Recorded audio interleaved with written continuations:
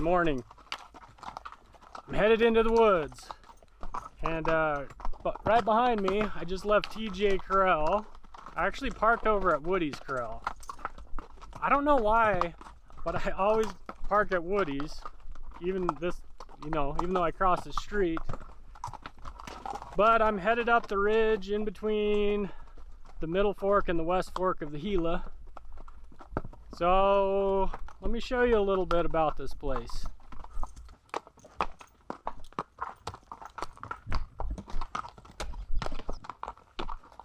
Gila wilderness with some deer right over there.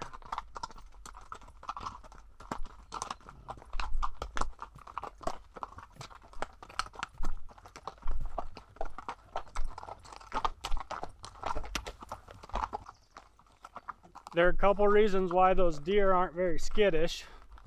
One, it's not hunting season. Two, this is a pretty heavily traveled trail in this section. And three, this is part of the Heart Bar wildlife area. And so it doesn't get any hunting pressure. You're not allowed to hunt it. You can fish it, but you can't hunt.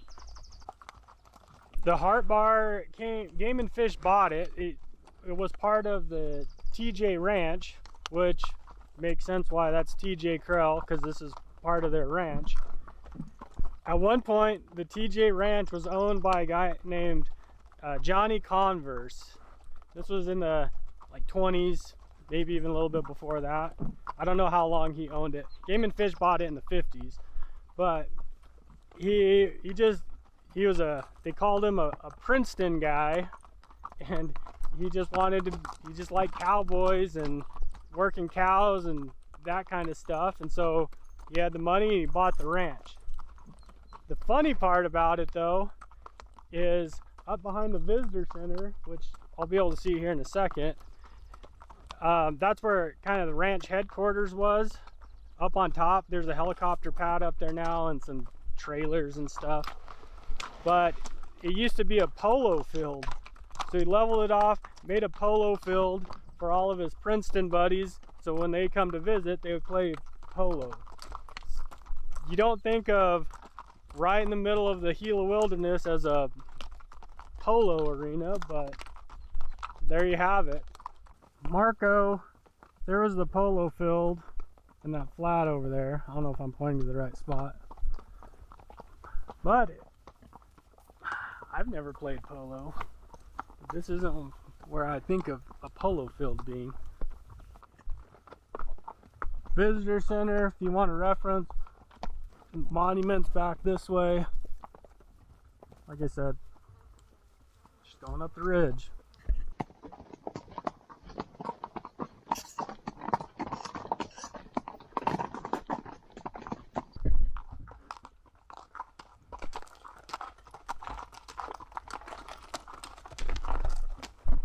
I'm at the junction right here. So this trail, the one I was just on, it goes to Little Bear and it drops down into the middle fork. And that's where it's really popular. It's a super popular place because it's cool and it's not very far.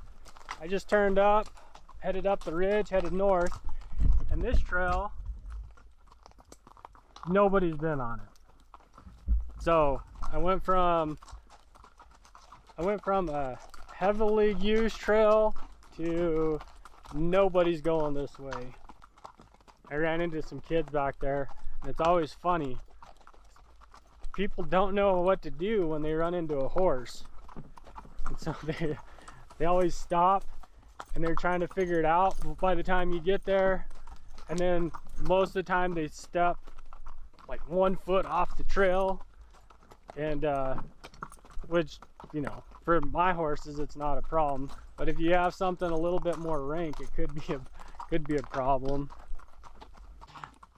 The best though is the trails in Colorado, because you see people all the time. They're way more heavily used, and people, I don't know.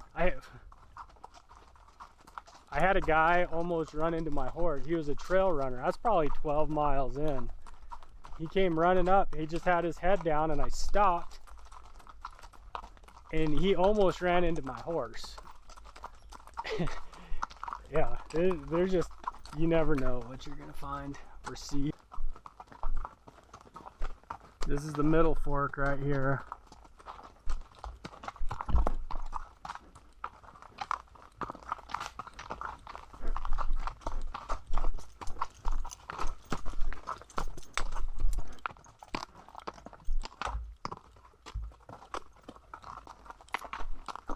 I don't know if you've noticed, but on this trip, I have 2 short-eared donkeys, and I didn't bring a mule. So that's kind of like driving a Tesla without having a generator in your trunk. Probably gonna be all right, but you have nothing to fall back on. So we'll see how that goes. Another thing that you see usually during hunting season, you'll be riding up the trail and you'll spot a sleeping bag, and then a camp chair, and then a tarp, and you'll get around the corner and there's somebody repacking a load because they had a wreck. And you know, that happens. So it's one of those things that's funny, but it's not. But most of the time it's because people have pulled their horses off a pasture somewhere. They've been all year, and then they're gonna take them elk hunting, or they borrowed somebody's horses that haven't been worked all year. So if you're watching this because you're doing a little bit of YouTube scouting, do yourself a favor and at least go practice, you know, tying a diamond or something in your backyard, or do a couple laps around the block with your pack mule. Do something. So just a thought.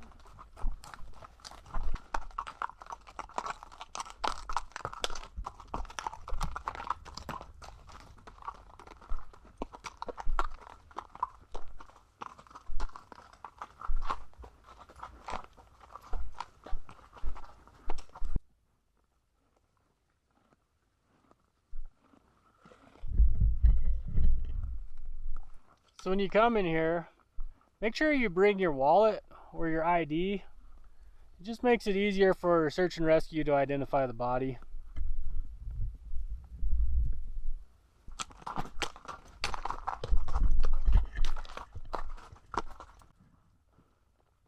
West Fork,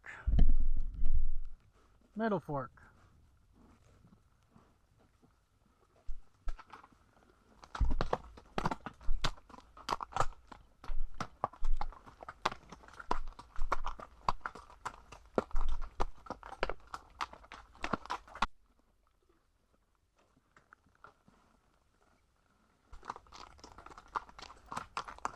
It's an interesting cairn there.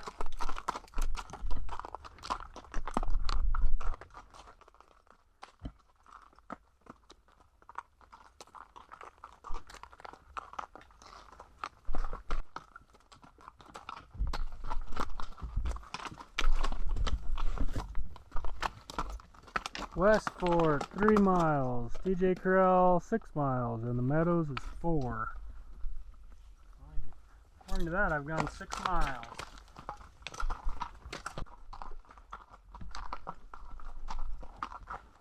We have the next one. Woodland Park 4.5, TJ's 6.5. Meadows 3.5 miles. We're gonna go this way.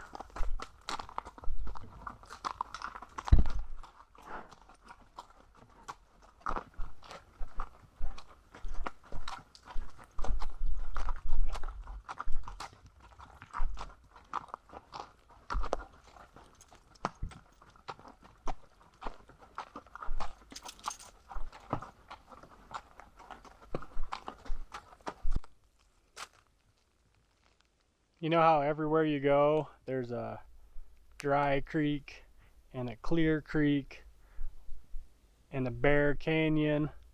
Well, this is Big Bear. I'm gonna go down there here in a little bit. And then Little Bear's where we came up. Pretty cool little area. Just out and about doing some exploring. So imagine somebody gave you 3.3 million acres of this kind of country. What would you do with it?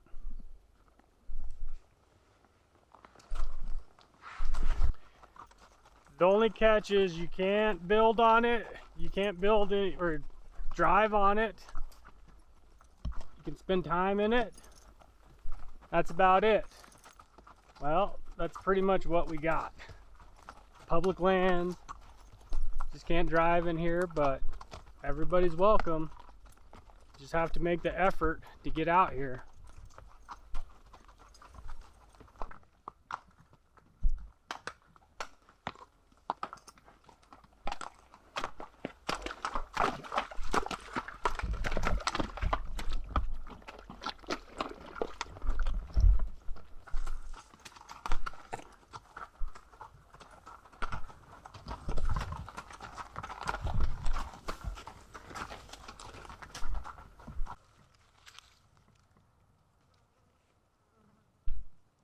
I don't know if this is petrified wood or if it's a fossil. It'd be big. I have heard that you can lick it, and if it feels sticky, it's a fossil.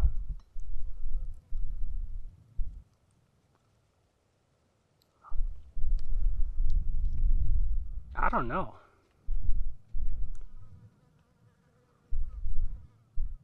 Wood or bone? Or just a rock? Let me know.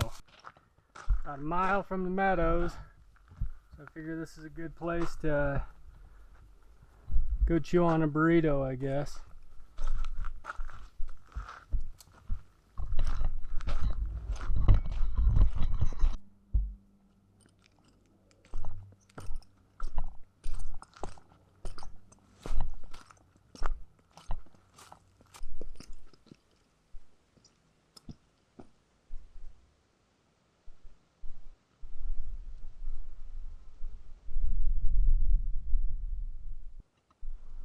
This is the meadows down here in the bottom, and it's a pretty good campsite. I've actually stayed there a few times. On the end down there, right at the bend, there's a hot springs and a big pond, and there's where there used to be bluegill. I haven't been there a long time to check it, but I remember as a kid we used to get, and they were really dumb, because who's gonna come up here to fish for bluegill? So really easy to catch. So if you're in the area, check it out. You can get, that's Yellow Mountain right there. There's a trail that comes around and it drops down. You can kind of see it right there. It's a lot shorter way to get in here, but if you see that trail, it's pretty steep. Which the one on this side is the way I've always gone. You can drop down, and it's not as bad as that side, but it's still pretty steep. Also, if you ride up the bottom, there's some falls there, and it always gets washed out. So sometimes, most of the time, you can't make it with horses. But a lot of people backpack up here, either keep going or they'll climb out right here. It's pretty rough. I couldn't imagine being the first person to try to build that trail over there. I'm just eating a burrito and just glassing, mainly looking for animals over here. It's the wrong time of day, but might find something bedded. There's a bunch of caves and looks like Indian dwellings over here. But I don't know.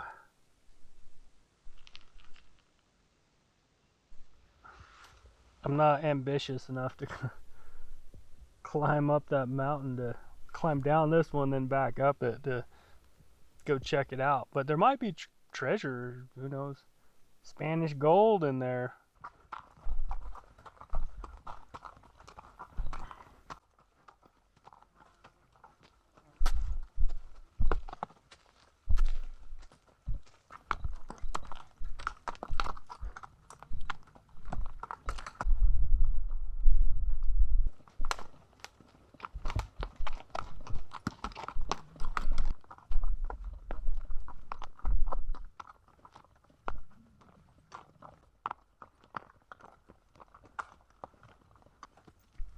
sign burned up. Meadows 4, Pryor Creek. Half mile, Woodland Park, 1.5 miles. We're gonna go to Pryor Creek.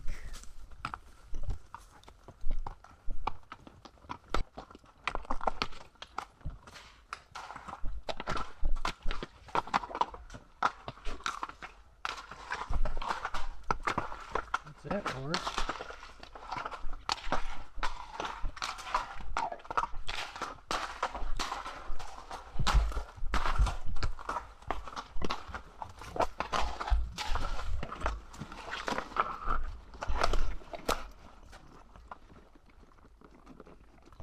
You had to pick the smallest hole. I wonder if I'm gonna get wet. It's almost that time.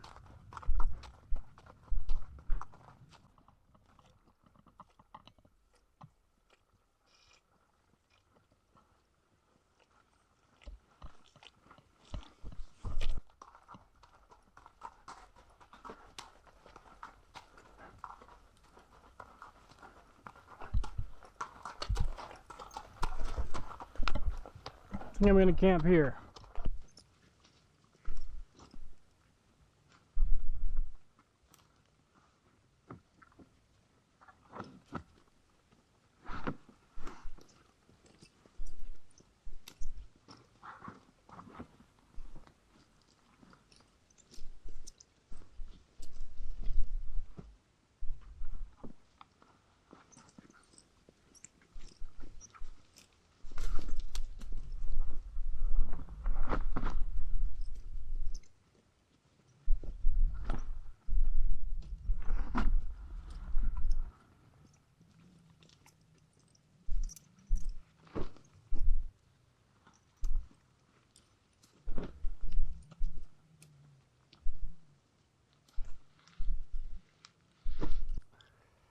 Well, I got the animals unpacked and staked out so they could eat a little bit.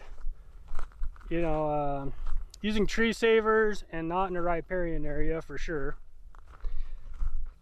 But now it's my chance to go wander around. Let me show you around this place.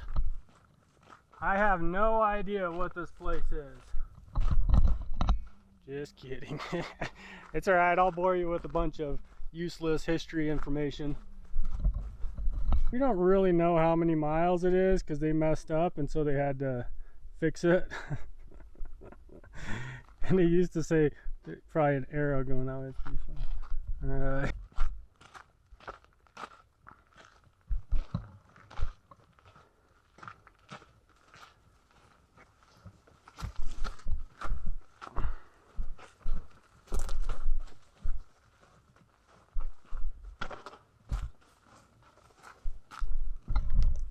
I think the roof leaks. Holy cow. Bear's been getting in here. Wasps.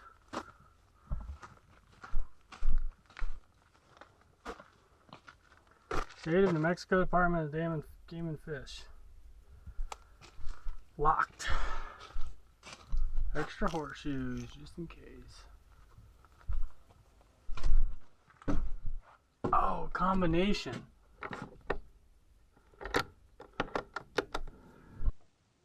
This is Pryor Cabin. And prior to this cabin is there was another cabin here, and it's where Thomas Pryor lived. So he's a I guess he homesteaded or he lived here in the 1880s. And I bet you can guess what happened to him. Just like all the other ones, he was killed by Indians. So there's a place just over here. It's called, well, there's a Lily Mountain and a Lily Canyon and a Lily Park, and everybody thinks that that was named after Ben Lilly, which would make sense because he's more famous. But this was John Lilly, and he was here at the same time as Thomas Pryor, and they both got killed by Indians together over in Clear Creek, and their graves are still there. So right where the trail crosses, I'm not going to go over there on this trip, but right where the trail crosses, both of them are buried right there. So killed by Indians. In 1955, Game and Fish built this, and now it's like kind of an outpost so they could check hunters and stuff in this area, which, you know, they used to do that. But now they share it with the Forest Service. There's actually combination locks on there. You don't see that very often, and I don't remember combination locks being on here. But they share it with the Forest Service. I don't know how much it's actually used. And to be honest with you, most of these cabins, like, they'll camp around them and they'll open them up and kind of go inside. Nobody stays in these cabins because they're just full of mice. And so since 1955, this one's been here, and I bet that it doesn't get used very often. This is a popular place for, like, backpackers mainly. They'll make a big loop, and so they'll go up the middle fork, or they'll go up the west fork, and they'll cross over right here and drop into the other one and go back. So that's, I think they call that the little loop, and then there's a bigger loop where you go up the east fork and you come around. So passer-throughs come by here a lot, but I don't think anybody really stays here other than, you know, camping around, kind of like I'm doing. But it's about to rain. It's 2 o'clock showers. So I'm gonna go wander around, look at this other stuff. There's a foundation right here, and I wonder, it's possible that this is where Thomas Pryor cabin was, and then they just built these little ones afterwards. I don't really know. It's about to rain, so I'll wait for it to really start pouring before I cover up my stuff, and I'll just keep going further away.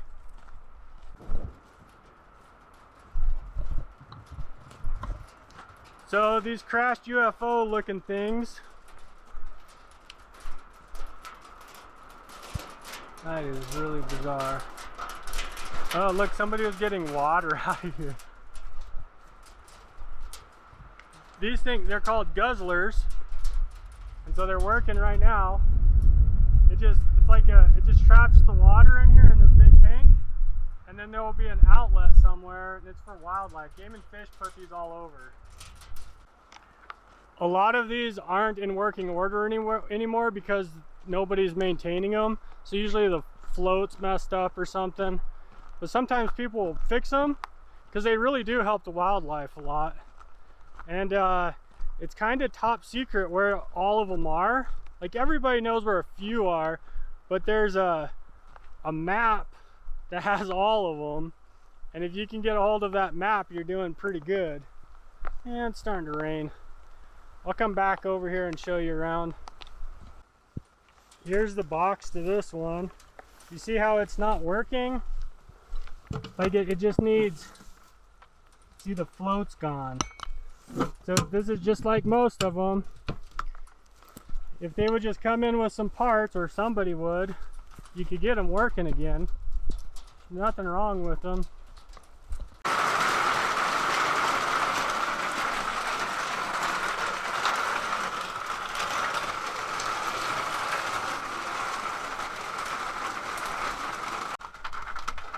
This is illegal. I wonder if a game warden did it. You probably can't see it, but on the door it says Prince Wally Miller Fire 2011, and then there's a list of names. So that's kind of cool.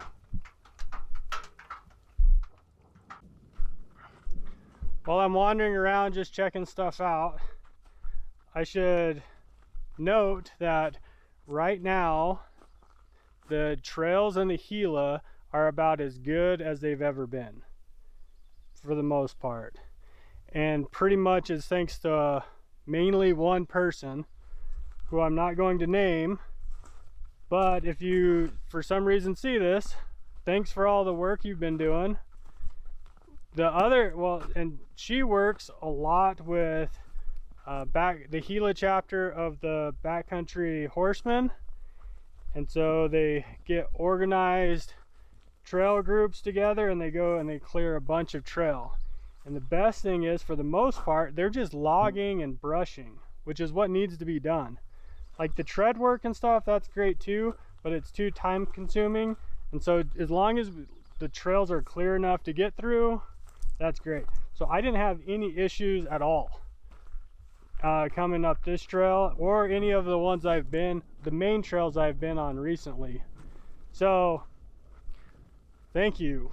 And also, I found a website not that long ago. I think it's called Gila Trail Info, and they have a bunch of good information, and so you should definitely check that out. Hello.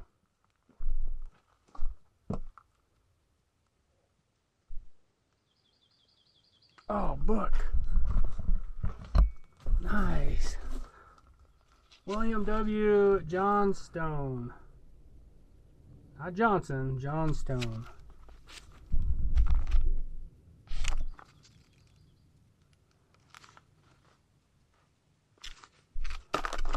Well, I'm doing my one of my last walk arounds before it gets too late.